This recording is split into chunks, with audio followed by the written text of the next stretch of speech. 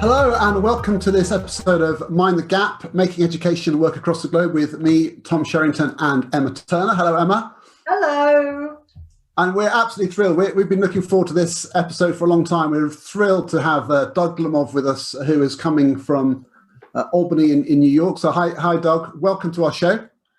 Thanks. Hi, Tom. Hi, Emma. Nice to be with you.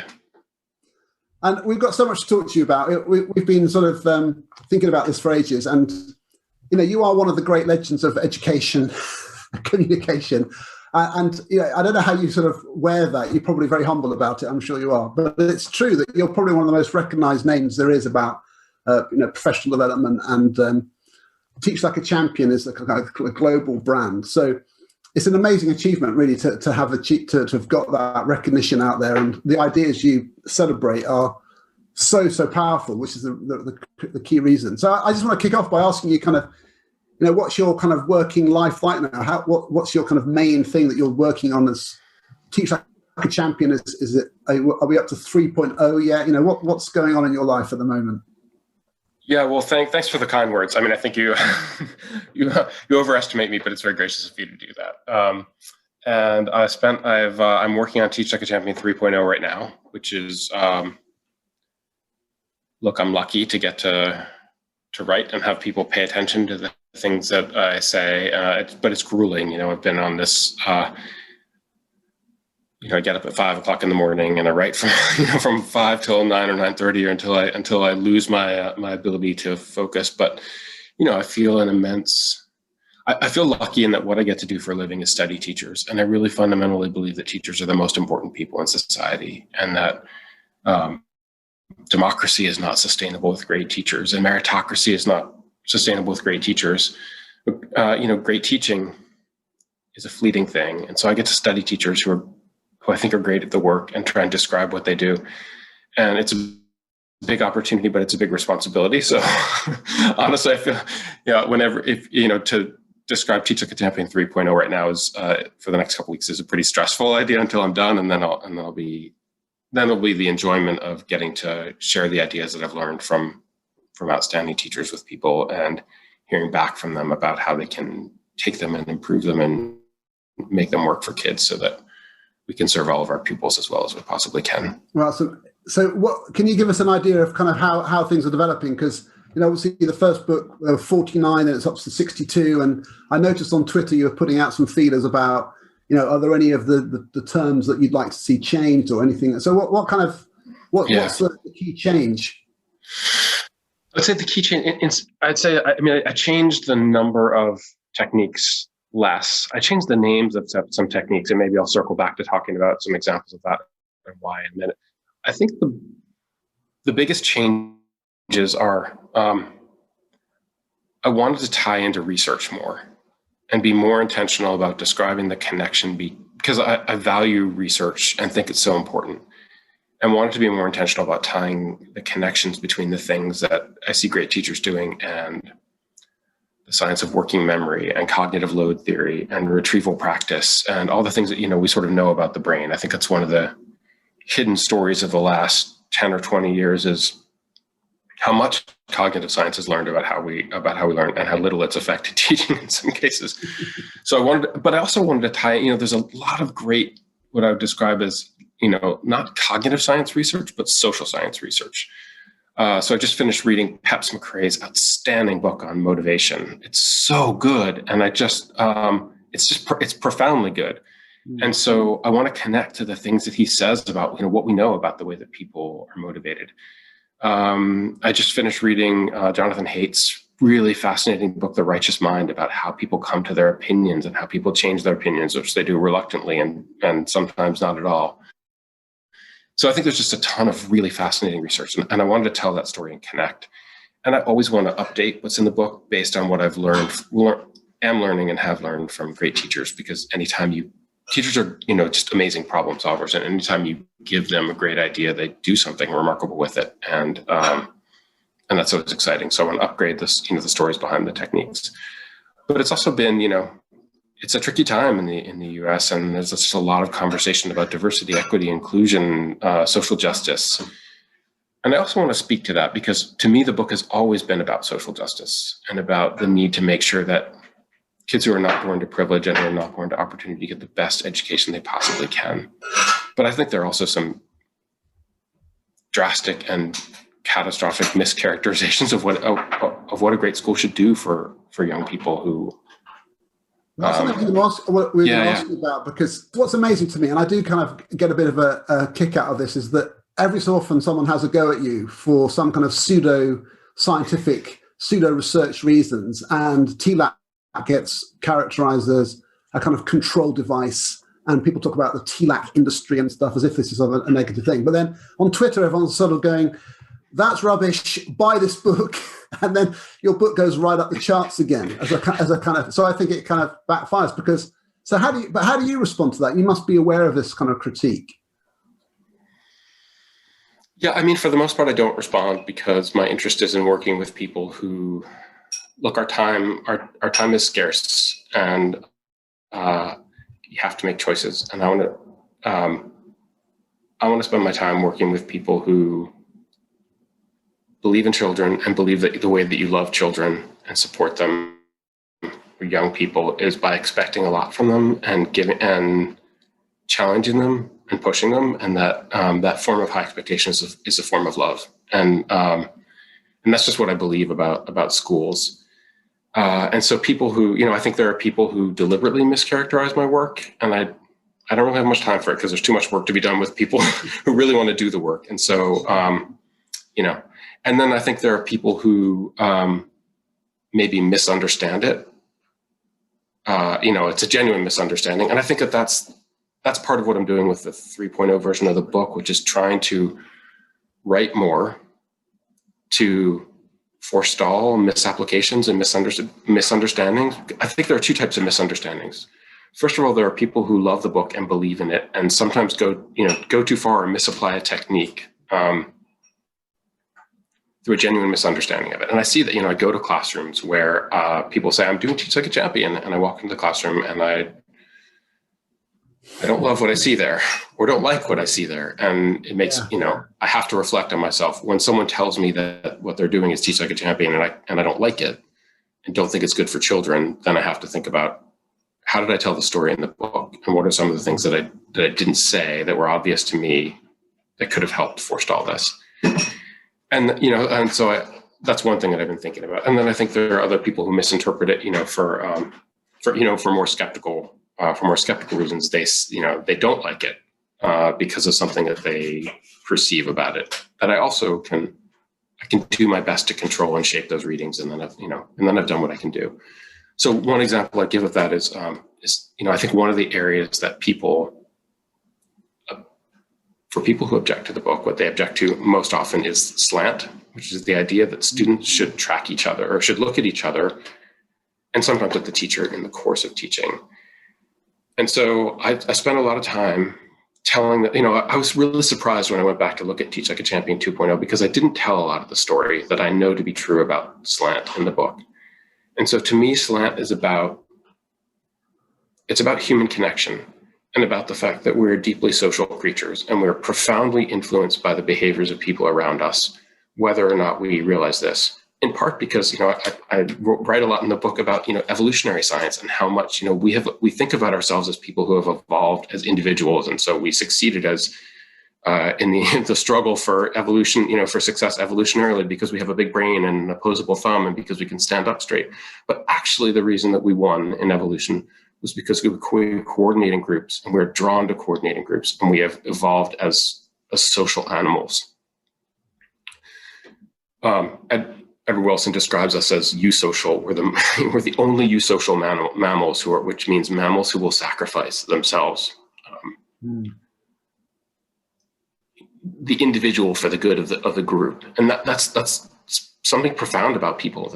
And so when you're in the classroom, people are profoundly shaped by the expectations and norms of people around them, and children are expected to go to school in classrooms where a teacher might call on them, or they might decide suddenly to raise their hands because they're fascinated about what's happening in a biology classroom, and a student raises her hand and the teacher calls on her. And this is like a Station of the Cross in her life. Like, Will she become a scholar and find that her curiosity about biology like shapes the rest of her life? Or will she be embarrassed about this moment when she raised her hand and she spoke aloud in class and the body language of all of the kids around her says, I don't give a damn what you're saying right now. And they're slouched and they're looking out the window. And the message that she gets from the group is, your words,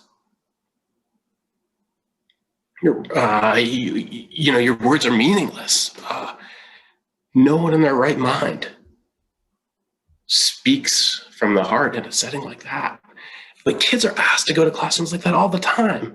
And so you can change that by shaping the social behavior around students and asking students to make a habit of looking at one another when they talk, which says, I care about what you're saying, it matters to me, it's important, even on the day when you don't actually feel like, you kind of like feel low energy and you don't really want to look at someone and smile and nod your head and say, yeah, thanks for that's really interesting, I appreciate what you're saying, because inside you're like, I don't really feel it today.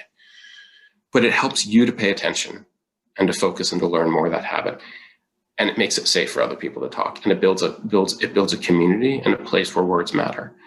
And so I tried to tell that story much more clearly in the book. I changed the name of the technique. I changed it to habits of attention, because it's about the habits of paying attention and just showing people that our attention, that we honor them with our attention, because students deserve that and people deserve to understand why. And so people talk all the time about, some skeptics talk about how this idea of students looking at each other and socializing students, causing students to look at each other when they're talking in classes, like controlling Black and brown bodies.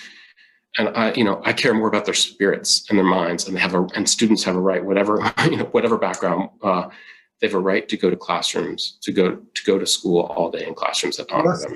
That's amazing. I mean, I love that whole rationale. It's going to be so interesting to read that, because I think that's people are going to be diving straight into that. I can see it. So Emma, what's your take on that? It's so interesting, isn't it? I love hearing Doug talking about. You've got loads of questions. Oh, well, I did have loads of questions. I've completely changed my mind now. But I was going to say.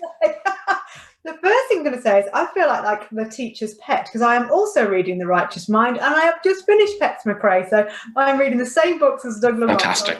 I feel like I have a little gold. Well, I'm reading the same books as you. Bless you, Doug. You're very kind. Right. What I was going to ask you about was a question from a colleague about being research informed, but I'm going to change that. And I'm going to ask you about, because you've mentioned slant and the importance of connection and students feeling connected in their learning, is how do we replicate that in the current situation?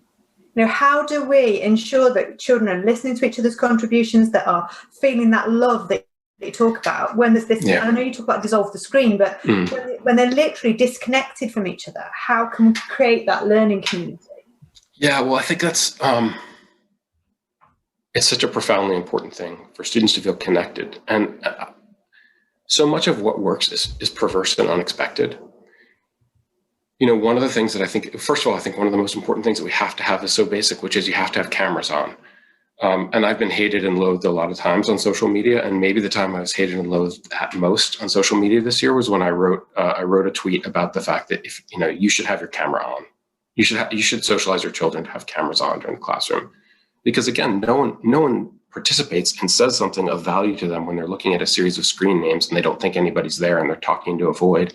And frankly, what could be more dispiriting than being a teacher feeling like you're talking into a void? And who brings their great game, you know, their best teaching on the 37th day of looking at a room full of kids whose cameras are off and who, for all you know, are on TikTok or, you know, whatever they might be doing. So I think cameras on is fundamental. You know, one of the things just to go back to this research, one of the things I write about, I'm sorry if this is a digression, is the cooperative eye hypothesis, which is, I don't know if you know this, but humans are the only primate that we have the whites of our eyes. And so scientists have speculated, why do we have that when no other primates do? And they say it's because we're so social that it's so that we can track each other's eye movements more readily and more easily. Other primates can't. And because it's so profoundly important to us, because it's evolutionarily critical to understand how the group is reacting to us and what they're looking at and what they think about us with their eyes. And so we should just deeply understand the importance of looking at each other. The first thing to make students feel like part of a community is they have to see the people that they're talking to and see who they're a part of.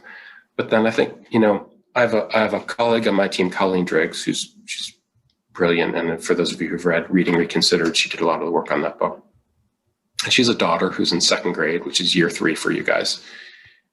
And in the midst of remote instruction, this is back in April, we've been at it here for a long time. She was so unhappy with remote instruction, and she hated it, and she cried every night. And Colleen tells a story about watching her, because we're all home watching our kids go to school. And she tells a story about watching her, and her teacher cold called her for the first time, and she said, "Well, Maggie, what do you think?" And this was like this, the cold call is interesting too, because a lot of people say it's so invasive and it's mean to kids. But Maggie, Colleen's daughter, had exactly the opposite response, which is like suddenly she realized that the teacher could see her and that she was important and the teacher was thinking about her. And having, there's nothing more inclusive than having someone ask you your opinion when you're not sure that your opinion matters and that your voice matters in a room.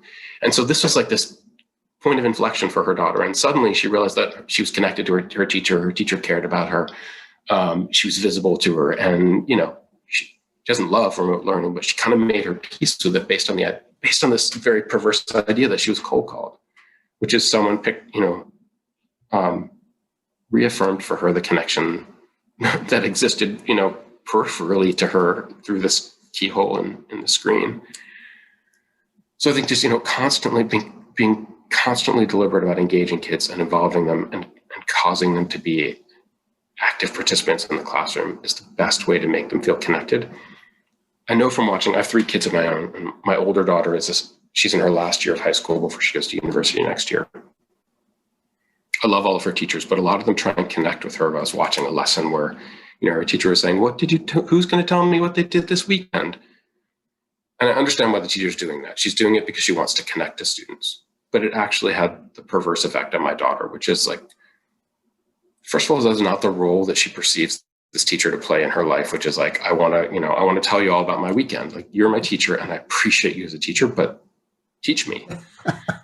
But, as she goes around and asks each kid in the room, what did you do this weekend? It's stilted and it's awkward, and she's not building relationships. And ironically, the way to build relationships would have been to start class and to start talking about, I won't say what subject it was, but like, let's start talking about this thing and connect through the content. And I think that that's another thing that's just, it's unexpected about the way that people build relationships, that we build our strongest relationships by doing things together, achieving things together, and helping people accomplish things.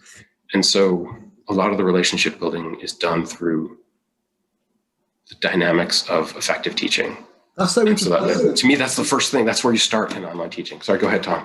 No, I just think that's a fantastic insight, because I totally agree with that. And you communicate your care for a student by wanting to know what they think about, which forces are at play in the diagram in physics or something. And that isn't a superficial thing. I think it's a deep thing. And the cold calling for me, like when I do my training, cold calling is always in every session. And it's because it has this power. I always say this to people, I don't know if you agree with me, that where a teacher is cold calling well versus where a teacher isn't and they're taking hands up and calling out. For me, the difference is just magnitudes in terms of students feeling cared for, involved, part of a lesson. Important. And still some teachers hear that, and when they go into a class, they don't do it. And it's so interesting, it's sort of a bit like the habits of mind thing. Why? Sometimes I have these conversations. Why wouldn't you cold call when you know it kind of you ought to be? And people just say things like, well, I don't like to put them on the spot, or the kids are so enthusiastic, I don't like to put... So when it's such a powerful idea, even online, I mean, that training that I did earlier this week from your amazing guys, the Uncommon Schools training in remote learning, the cold calling options were one of the big hits. Yeah. But looking at the screen now, I could say, I'm going to come to Doug and then Emma. And then it's like, and it's just like little tricks of just like, and everyone's going, oh, right, I'm on now, I'm ready. And so what's your experience of this with getting people to do cold calling? It's challenging because I think people want to do it, but they find it a little bit scary. And interestingly, one of the things that I was just writing about was, I think when people first try it, people tend to do what we call in this country popsicle sticks, and I think you call lolly sticks, which is like you put a can and you pull the names of it, you pull a kid's name out of the can and you read out the name, and that's like an easy way to cold call. But I actually argue in the book that that's not cold calling, because saying, Tom, your name has been pulled out of a can is very different from saying, Tom, what do you think? Which is like affirming the connection between you. I as a person, out of all the people in the room, I chose you because I wanted to know what you thought. That's very different from, hey, the randomizer picked you. But I think that people do that because it's scary, and because in particular because they're worried about what they will do if it goes wrong. And so I think there are a couple of things that can really help with that. One is practice. I just think that one of the least understood things about teaching is that it's a performance profession, and you go live in front of 30, 14-year-olds or whatever it is you teach, 4 or 5 times a day. And professional development rarely prepares teachers for live performance. If we accepted that we were live performers like football players or like musicians or like surgeons or like actors, we would rehearse and we would practice the things that we do before we go into the theater of performance, because we would understand that you can't do something for the first time. Your working memory will be overloaded as soon as you walk into the classroom if you're doing it well. And so skills have to be in long-term memory so you can execute them without a high load on working memory. So practicing your cold call and getting comfortable hearing your voice doing it so you're not awkward and your voice isn't shaking. And then thinking through, so what will I do if students get it wrong? And watching some models of it. I've upgraded the videos in the book this time to show models of here are teachers responding when kids get it wrong when they cold call. Very simple thing to do is to send students out to a turn and talk. So if I say, what's x plus 2, Tom, and or what's x in the equation, and you say 8, and I say, x is not 8. Turn and talk to your partner. What is x, and why might we say 8? Go, right? And so then everyone talks about it, and you bring them back, and you've normalized it for the student who got it wrong, right? And because you're presuming that lots of people got it wrong. And then you call on someone and you say, great, what is x in the equation? Great, and now back to you, Tom. What is x, and what did you misunderstand? And what did you misunderstand about the first time? And then you get to prove to me that you understand now what you didn't understand before. It was a silly mistake or whatever, and you get to kind of reaffirm your dignity. So I think practice is key, and preparation, planning through what I'll do if things get challenging. I think that helps a lot. And then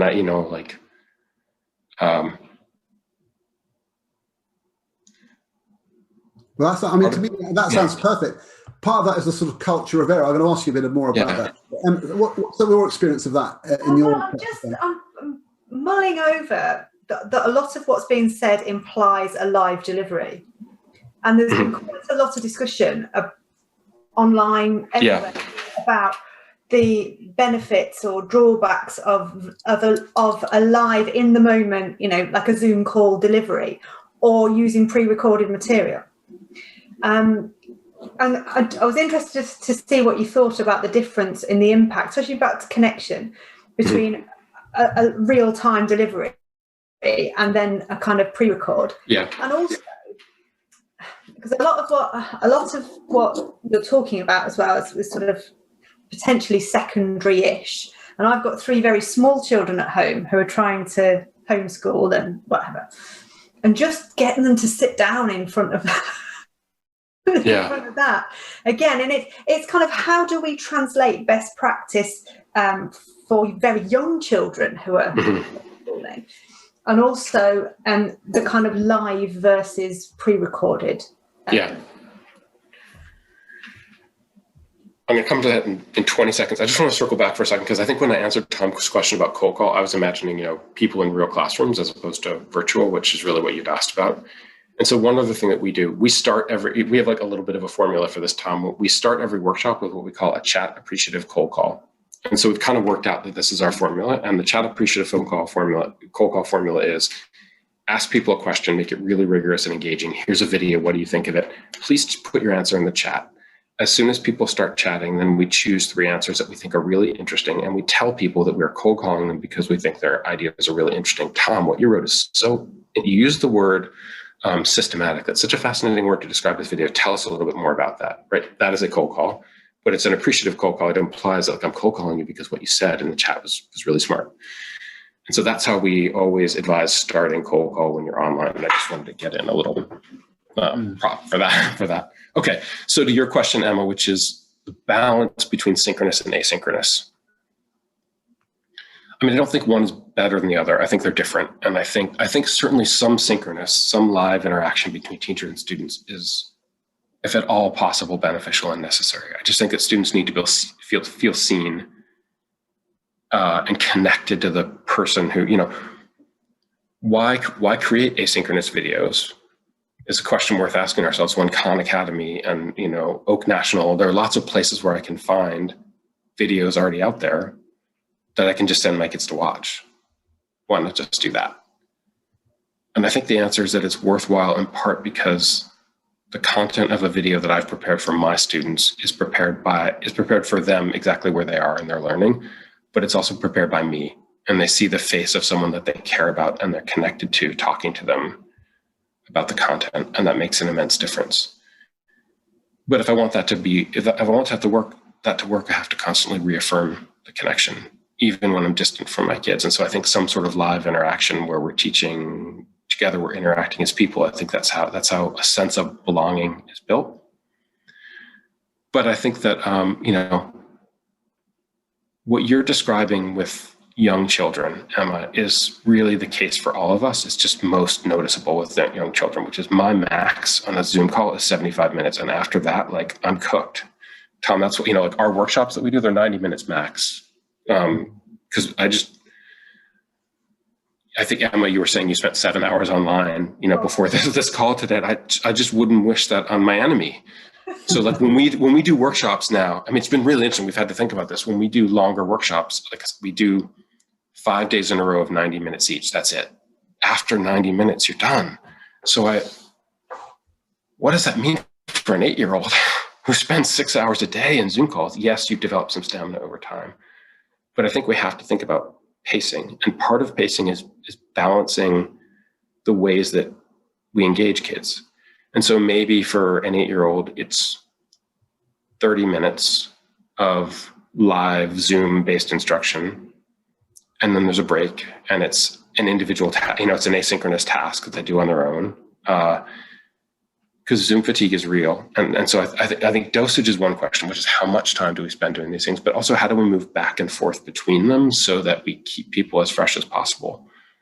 One of the techniques that I think is absolutely most important in an online world is everybody writes, which is saying to students or adults, great, take 3 minutes to write a response, pencil to paper about the chapter that we just read.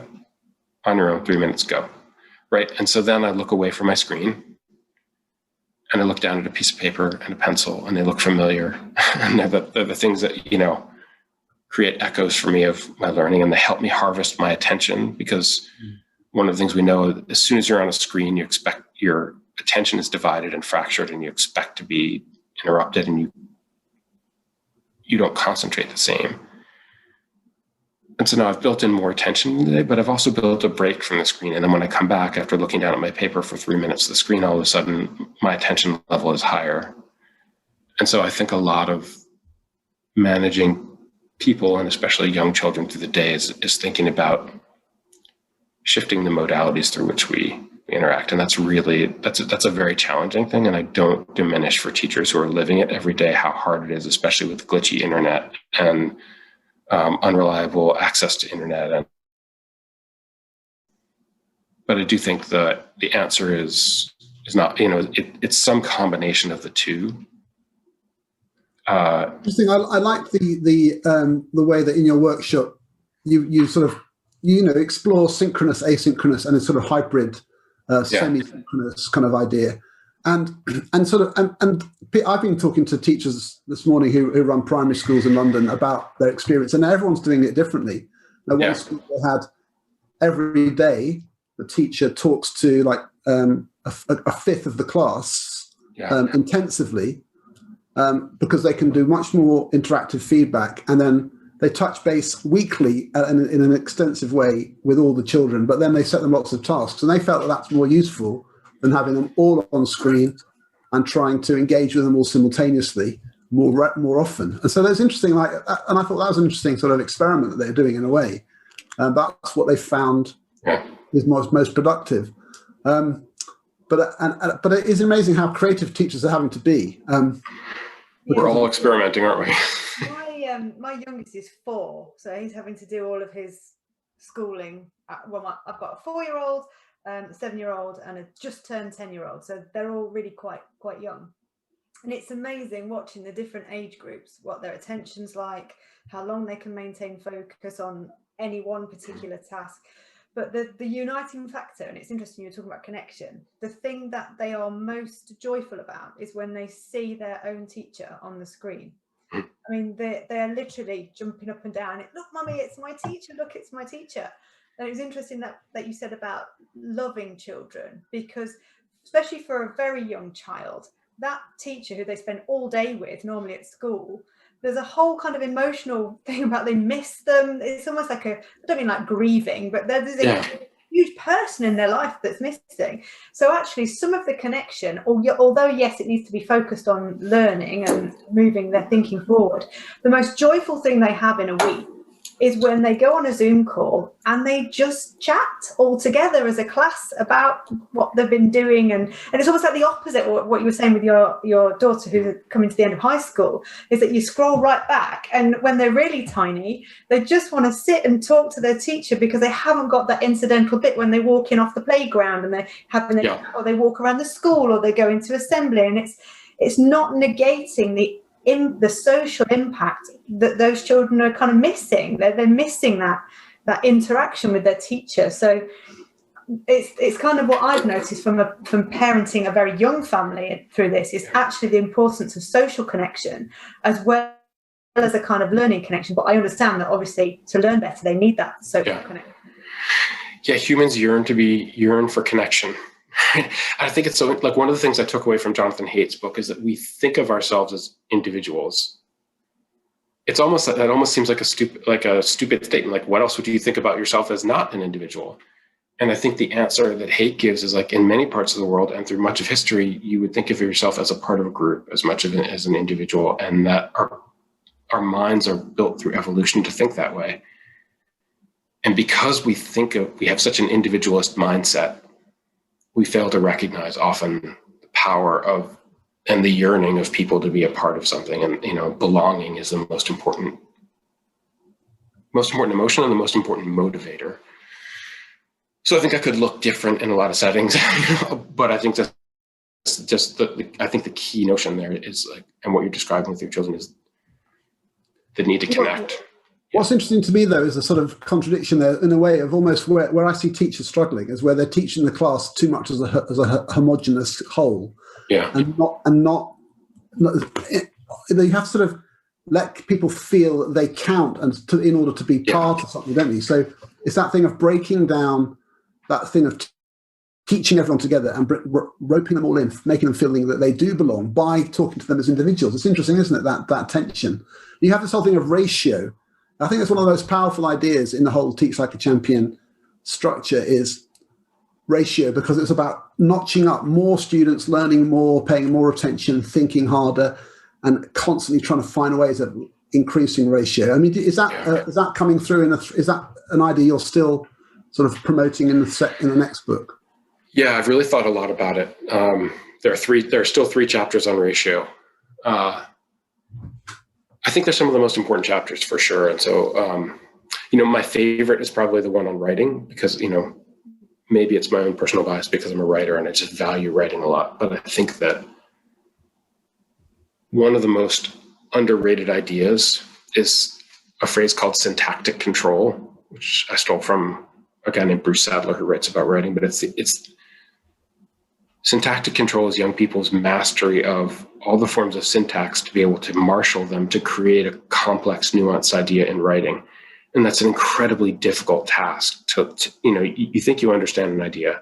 And if you talk about it, you often find it challenging. But when you talk, you can use voice inflection and hand movements and implications to sort of compensate for lack of clarity and lack of precision.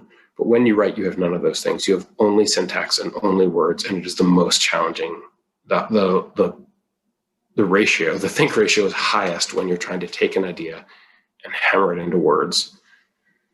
Goodness knows I can attest to that right now, trying to rewrite a book. Yeah. But I think that's if I had a favorite chapter, that's probably my favorite chapter. The other ratio chapters, one of them is on questioning, which I think is really important. And then the other one is on discussion. And I think that might be the one that I've rewritten the most, because possibly this is a reflection of politics in America. But I think when most people think about discussion, they think about talking. Who is talking most and how much are you talking? And when we grade students, like lots of times in America, I assume this is the same in England, teachers will say, we're having a discussion, now I'm going to grade you on how often you participate, which presumes that the measure of success is talking. But if everyone is talking and no one is listening, you have the American political process, right? That the equally important skill of a good discussion is listening. And I don't think it's a coincidence that as societies, we struggle to listen.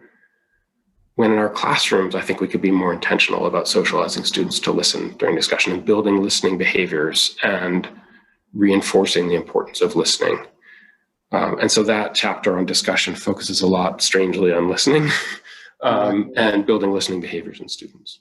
It's one of my favorite videos, and I know it's a real hallmark of the Teach Like a Champion materials, is that the exemplification through the video. And my favorite one is, and to be honest, I'm going to forget the technique, but it's when there's a class discussion and a student chips in something which is just another idea, and the teacher's saying, no, remember, we're developing this idea, so you need to listen to what someone said and add to that idea, not just throw in something else. And I thought, wow, that's such a discipline. That's so tight. But it's so powerful when teachers are that on it, that they just don't let kids just scattergun. They make them think harder, and which means you have to listen more. Isn't that a brilliant teacher who thinks that talking is not more talking is not necessarily good? That actually part of the mark, we in this country at least valorize the phrase outside the box, right? The more something you say is a departure from what's expected, the more, it's the ideal comment. But actually inside the box comments are often much more valuable, right? We're staying with the topic, and the purpose of the discussion is for us to struggle with it and to bring it to resolution and to focus on it. And so that teacher who says, actually, let's stay here for a minute. We've been talking about this.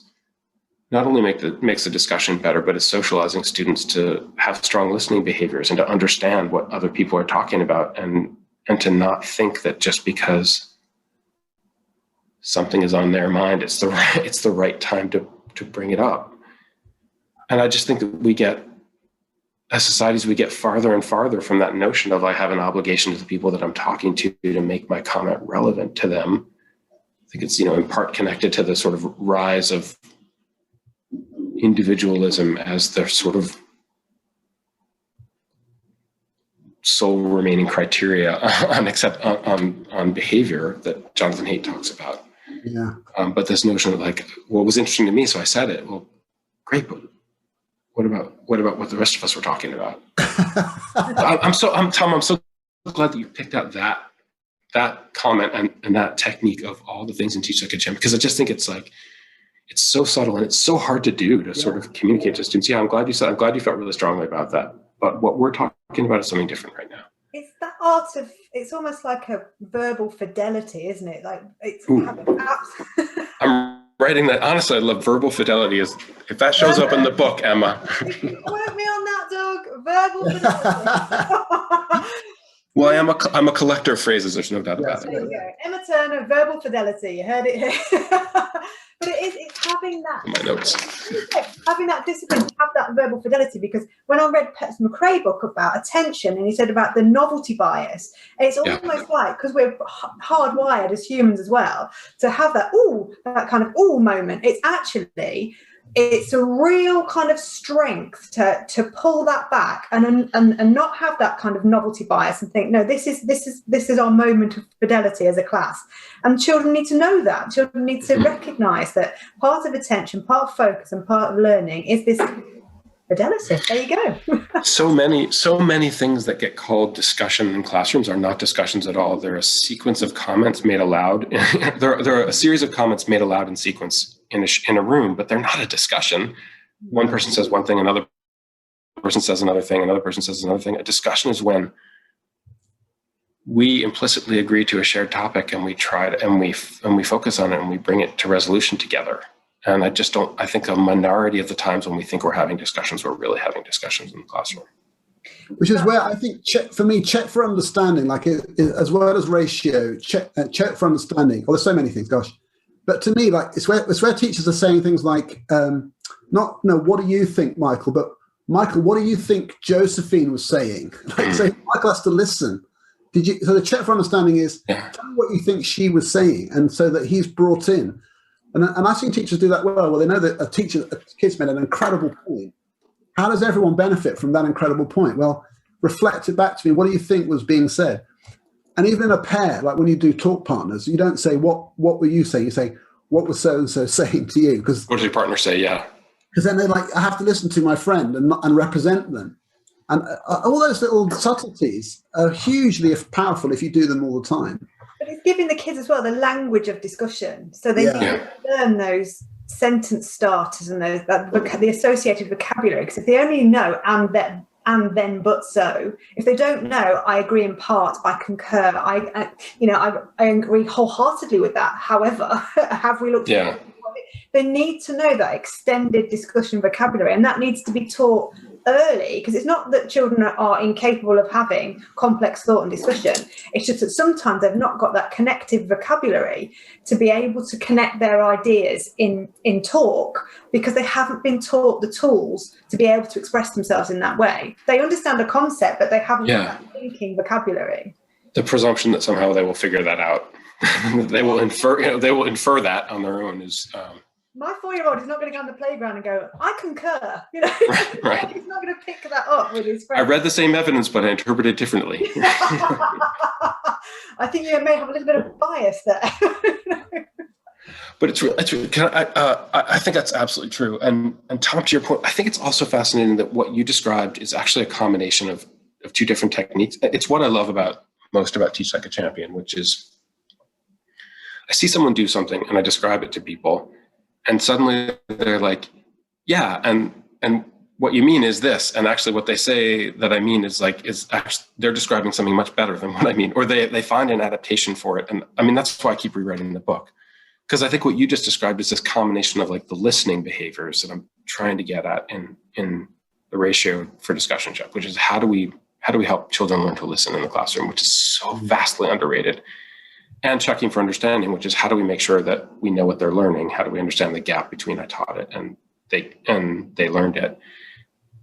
And I actually hadn't really, what you gave me credit for was not something that I had thought through as fully as you described, which is actually like connecting the listening behaviors to the checking for understanding is actually really powerful, which is what did you just hear him say and why was it important? So, so that's what I'll be doing tomorrow at 5 a.m.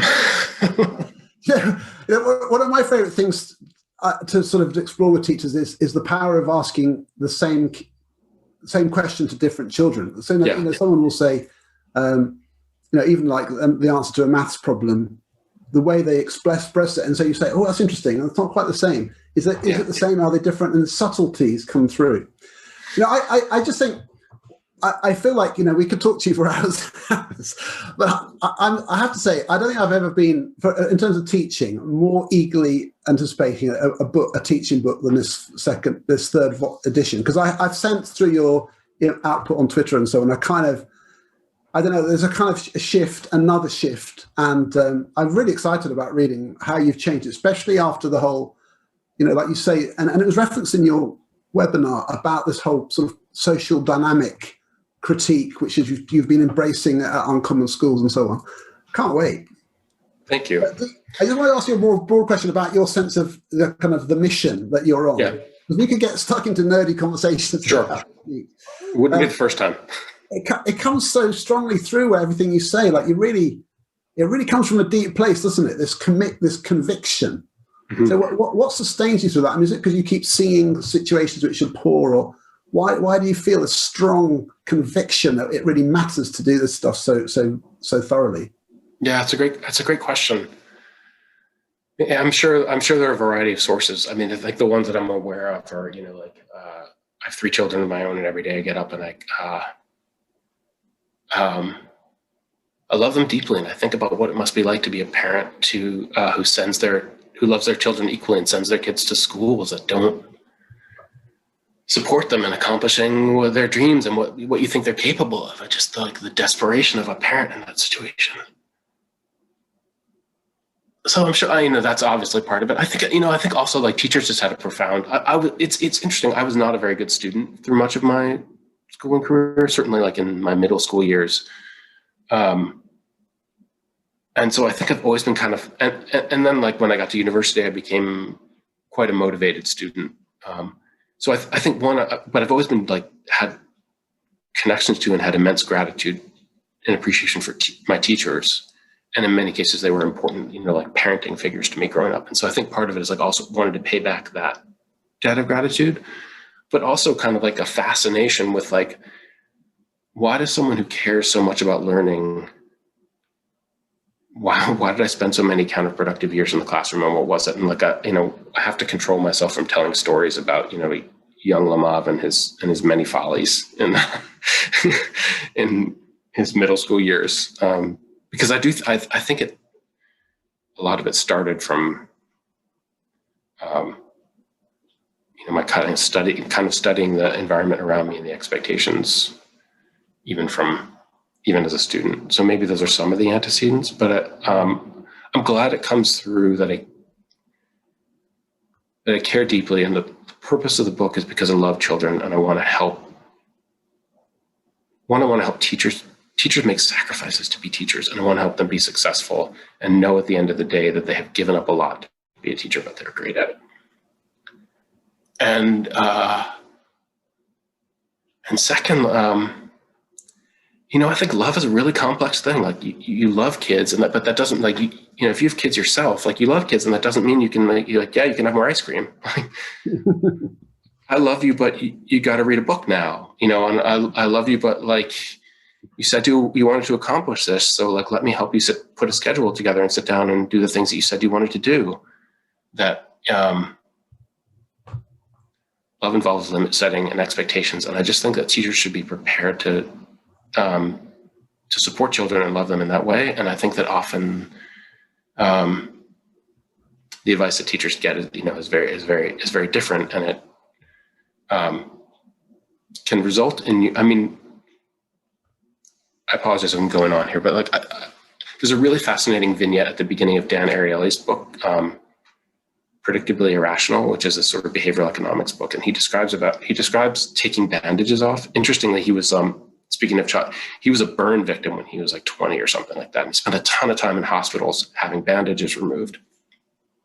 And the theory of nurses is that you should rip the Band-Aid off fast because in the end, it's less discomfort for the patient. And he came to doubt that because it was so uncomfortable for him as a patient. So later he became, like a behavioral economist and did some psychology work, and he tested this. And what he found in his research was that actually there's less discomfort if you take the bandages off slowly, that this folk wisdom is wrong.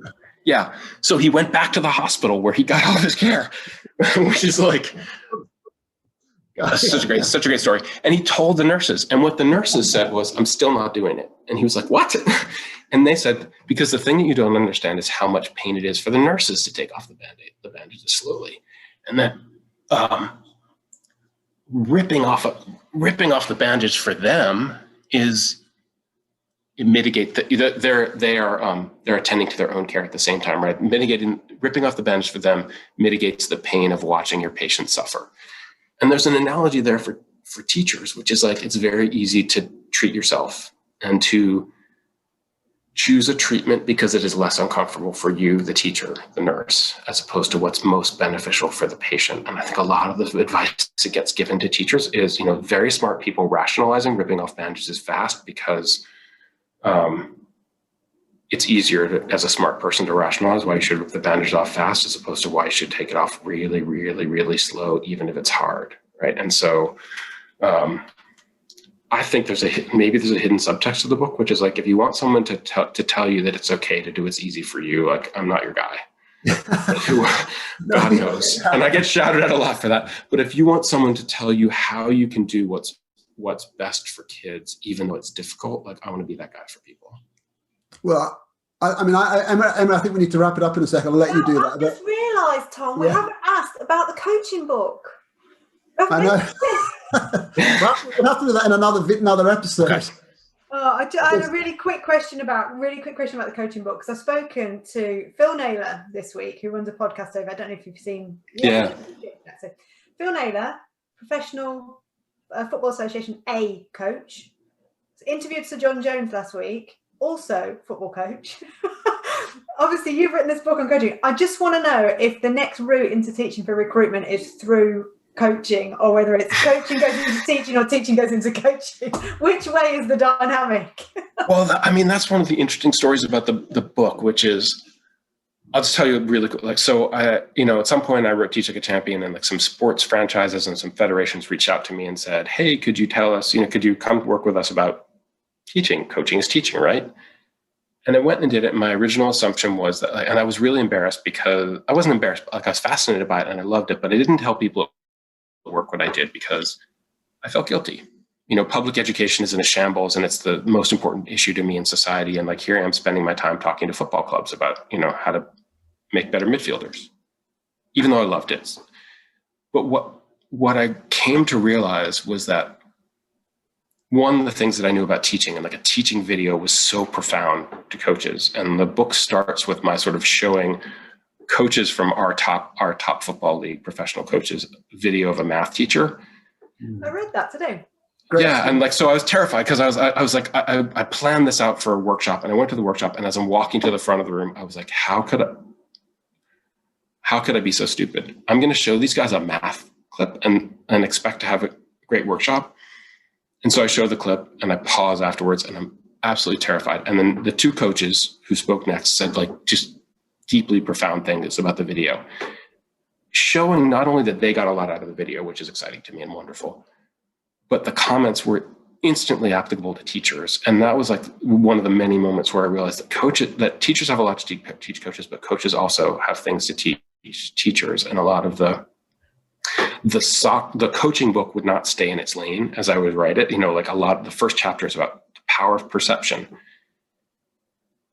And I couldn't stop thinking about that when I would be in classrooms and noticing, like, what do teachers perceive? Why do they perceive it? What do students perceive? Why do they perceive it? What are we looking at? How does what we perceive shape our decisions? How do we coach teachers based on what they perceive? And so, anyways, it was a fascinating journey to write the book. And my biggest takeaway was that this sort of connection between coaching and teaching definitely runs both ways. And I got confused reading the book the whole time. I was thinking, is this the book coaching book? Yes, this is the coaching book. I'm so glad you had that response. I'm so glad. One of the slides I have in my training, I have this image of a javelin thrower who I call Jason, because it alliterates the javelin. Jason, the javelin thrower.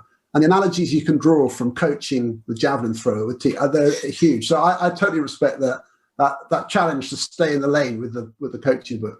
Well, yeah. I have to wrap this up, because we could talk all night. I mean, I love talking to you. It's so fantastic to hear you talk with such conviction. And I'm going to say this thing: you have made an enormous impact to so many teachers in the UK and around the world.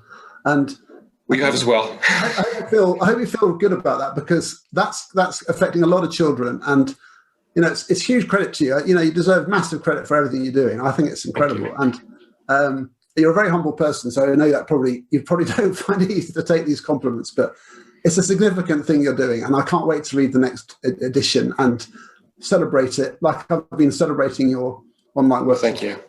So thank you so much. It's very nice of you to say it. Thank you, and I've really enjoyed the conversation. And let's come back again, and we can talk about the coaching book if you want to. And again, thanks. I've really enjoyed it. Oh, thank you so much. Thank you. Okay, well.